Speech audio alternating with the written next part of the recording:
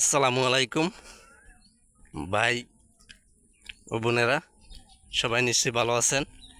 আহ, এখন ঈদের নামাজ পড়তে যাইতেছি আমাদের বাইতুল আহ, বাদলঘাটি বাইতুল মসজিদ মোকাররম মসজিদে। তাই ইনশাল্লাহ খুব ভালো আছি আমি। সারা এই 29টা রোজা পুরো রোজা রাখার পরে ঈদের নামাজ পড়তে যাইতেছি।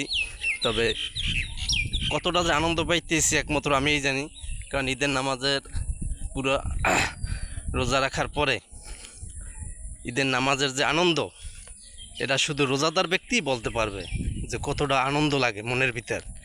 কিন্তু যে রোজা না রাখছে সে কখনোই ঈদের নামাজের যে আনন্দ, এই আনন্দটা সে উপভোগ করতে পারবে না।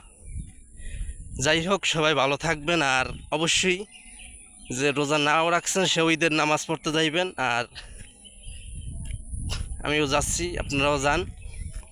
আসসালামু আলাইকুম।